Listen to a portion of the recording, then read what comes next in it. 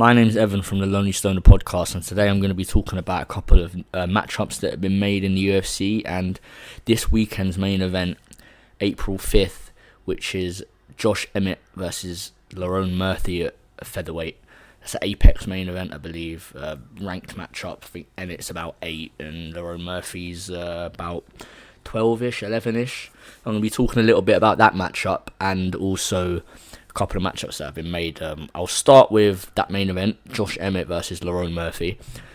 Obviously, we haven't seen Josh Emmett since that absolutely brutal knockout of Bryce Mitchell, which had him convulsing on the floor, and obviously since then Bryce Mitchell hasn't had the best go of things, but that's the last time we saw Josh Emmett. It was a pretty closed shut, clean and dry victory for Josh Emmett there, because it was just a brutal knockout. And you'd have thought that we'd have seen him at least once or twice by now, because that was in 2023, but he's quite old, in his late 30s. He's been dealing with a lot of knee injuries. So I think that's probably why we haven't seen him, and he's back this weekend against Lerrone Murphy. I imagine Lerrone Murphy will be a big favourite because he's undefeated, doesn't have many holes in his game, and Josh Emmett does have holes in his game that can be exploited, such as, his speed and his boxing technicality overall, because, like the main man Lucas Tracy said, big meaty hooks. He's got the big meaty hooks. That's his game. He's looking for them big meaty hooks. If he gets outstruck, he gets outstruck. It is what it is. But he knows he has the power to put down absolutely anybody in this featherweight division. But Lerrone Murphy, he is pretty much the Leon Edwards of featherweight. And I'm not saying that just because he's black and he's English. Those just happen to be, I wouldn't even say coincidences, black maybe, but his fighting style isn't a coincidence. The fact that it's quite like Leon Edwards and that he's happy to let the fight come to him and just barely get over and win these fights. Not to say that he's barely winning every single fight, because I've watched him and he is, in my opinion, I think he's like a better version of Leon Edwards at 145, and he probably has to be because it's a lower weight class and it's more technical. But in terms of a prediction for this main event, I'm not too confident either way, because we know Josh Emmett can find anyone.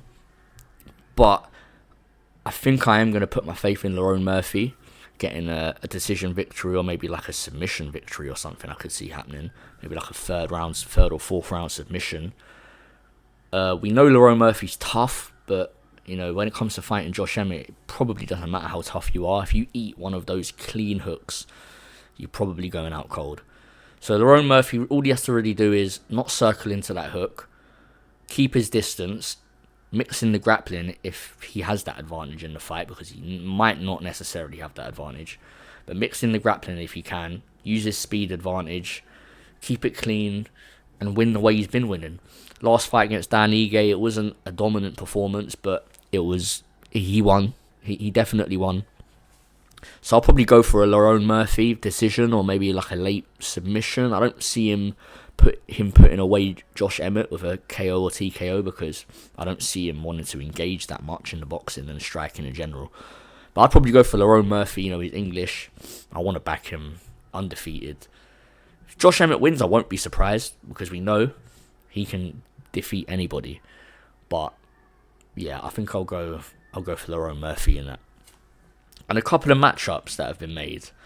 Ian Machado Garry stepping in on short notice, which is respect to him. I don't rate him or the way he fights, but respect for stepping in on about 3 weeks' notice. It's about just over 3 weeks' notice.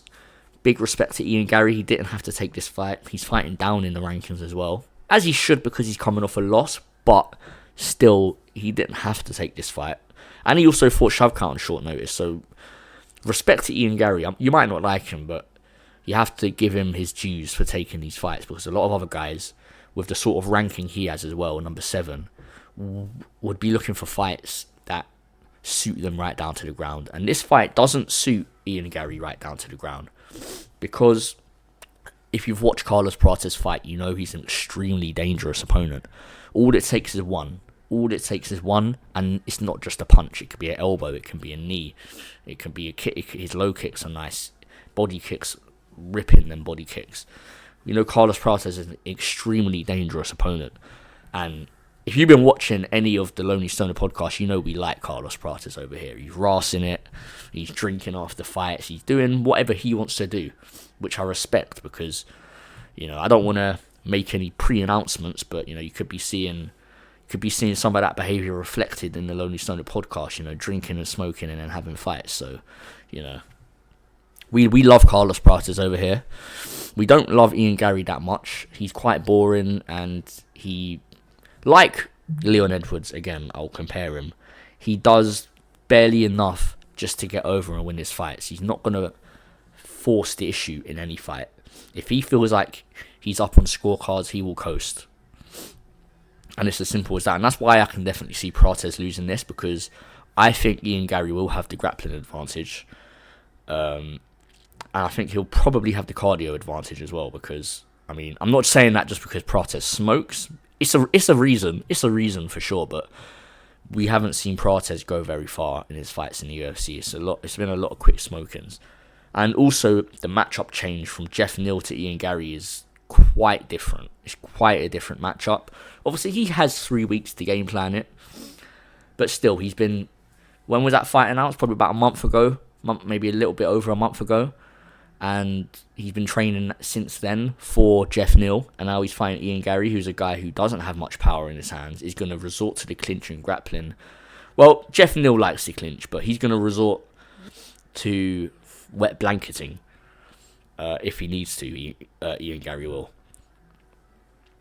So in terms of predictions, I don't want to give a solid prediction yet because this fight has just been announced today. You know what? I'll go for the main man, Prates, man.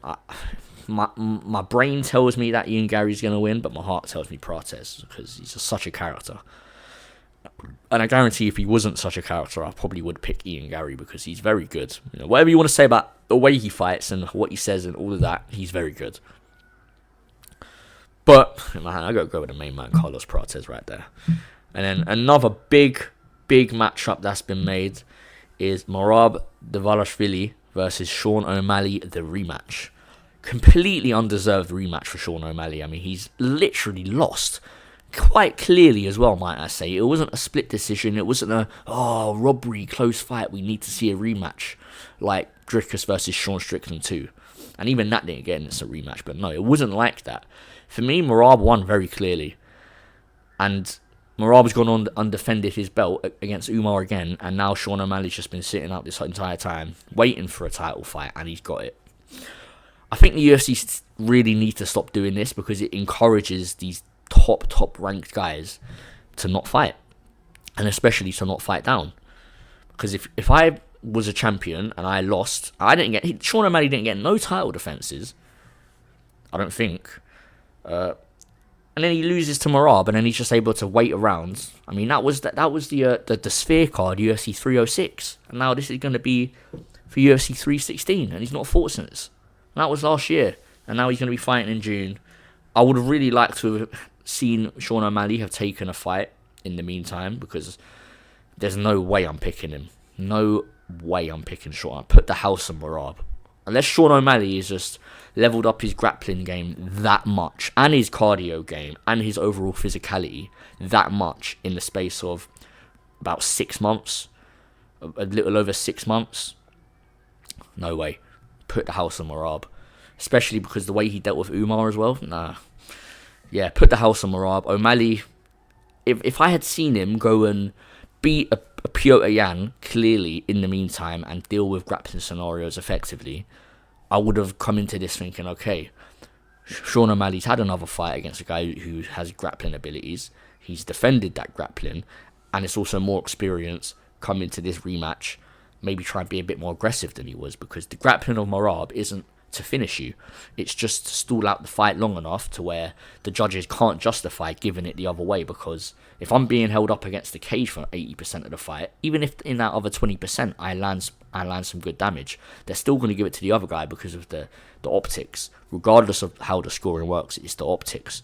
You can't be held up against the cage for that long and then win the fight. It just doesn't happen, unfortunately. As much as the rules might state that that's the way it shouldn't work, that's the way it does work. And once we understand the way the scoring does work, we start playing by their rules.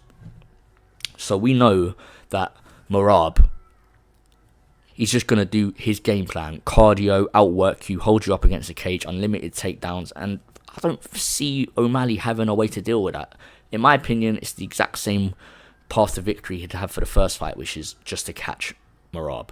But if he's moving that tentative and that gun-shy in this rematch, then there's absolutely no way he even has a path to victory in this. So I'm definitely going Merab. Probably by a decision again, because Merab isn't a finisher. I don't see him submitting Sean O'Malley, so probably another Merab. Probably put the house on a Merab decision. Little, threefold accumulator or something with a couple other fights. I'm not sure what other fights would be on UFC 316 just about yet, but definitely put the house on Merab, because O'Malley getting this type of rematch instantly is ridiculous, and it really discourages movement in the UFC. It really discourages activity, because if a guy can be high ranked, he's just going to wait till he's going to get a fight. Like, even in lightweight is the prime example. These guys just sit around for the right fight that's going to allow them to get an instant title shot. I mean, you've got Justin Gaethje sitting around for a title shot. You've got Charles Oliveira sitting around for a title shot. You've got Ilyas Aporia sitting around for a title shot. And it seems like Arman Tsarukyan is actually the only guy who wants to get back in there. So, in my opinion, that being the case for lightweight, I'd just give Arman the title shot, regardless of him pulling out, because all these other guys are just trying to wait out for title shots, which I don't respect. Don't respect it at all. And you've got guys who come in on 8-9 win streaks in the UFC, still not getting title shots. So, for me, I don't like the precedent that's been set where you get into the top 5 and then all of a sudden you only fight other guys within the top 5 and you title fight, 1 fight, 2 fights, title fight, 1 fight, title fight. No, that's not how it should work. Don't like it. And it's almost elitism as well, because it makes it so much harder for these guys outside of the top 5, let alone forget unranked guys. It makes it even harder for these guys 10 to 15 range to get a title shot. For the guys in the 10 to 15 range to get a title shot, unless they're extremely exciting, they have to go and get 3 or 4 wins against top 10 guys. Whereas these top 5 guys will get 1 win against another top 5 guy and then go and get a title shot. And they're all fighting each other. It's almost UFC MMA elitism. We need to stop this, because it will encourage more activity and it will just be much healthier. But I'm definitely going Merab for this. 100%. 100% bet the house on Merab. All O'Malley can do to win is just catch him. And I don't think that's going to... We saw 5 whole rounds and he wasn't able to... He caught him once in the 5th round and Merab wasn't even hurt that badly. So, definitely Merab. That's about it from me. I've been Evan from the Lonely Stoner Podcast. Peace.